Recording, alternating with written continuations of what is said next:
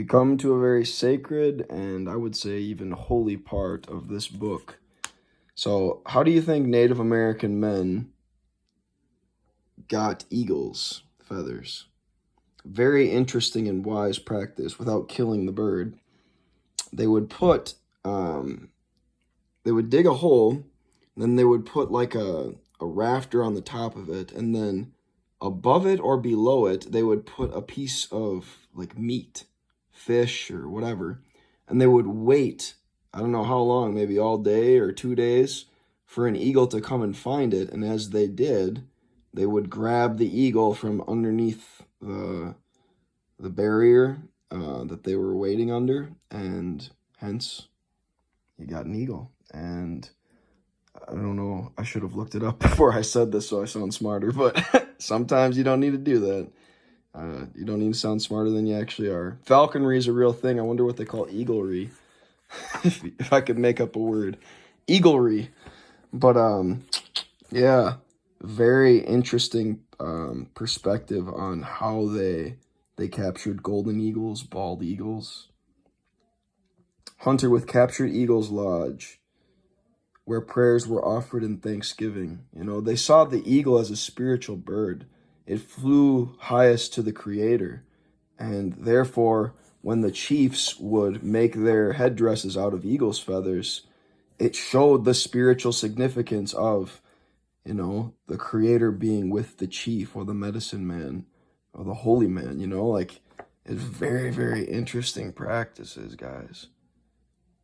There's a lot of wisdom in it. You know, in the Bible, if you look at Job, the story of the book of Job, God said to Job, who was like an ancient chieftain just in the, you know, the Hebrew lands and the Hebrew culture, he said, "Is it at thy command that the eagle mounts up, spreading its wings," right? Like, is it at your command that the eagles mount up? Meaning, inferring that it is at God's command that the eagles doth mount up, like they fly.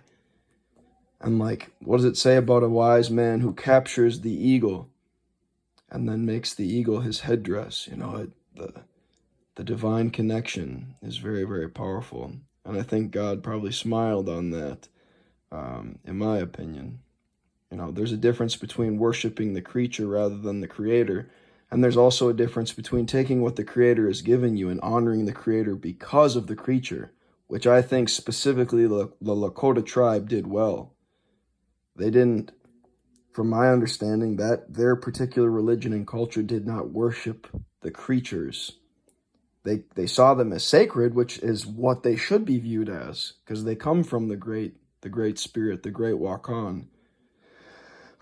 They come from the Holy Spirit, but they are not gods. And that's why I find their culture to be so fascinating. It was like Christianity before Christianity came to them. Like they legitimately lived the tribal religion. I wouldn't say perfectly, but very, very, very well, in my opinion.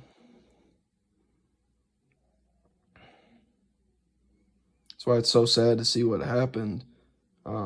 And at the same time, how many Native Americans have, you know, believed in Jesus, you know, like I've said in the preaching video at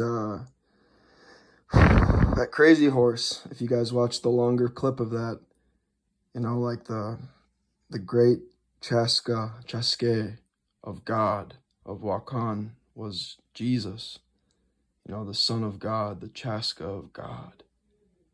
And many of them did receive that gospel and have received it today, and many of them have not. But it's something that I can still respect and honor, even if they don't believe in Jesus. I can see their sacred way and how even that can be respected. Peace.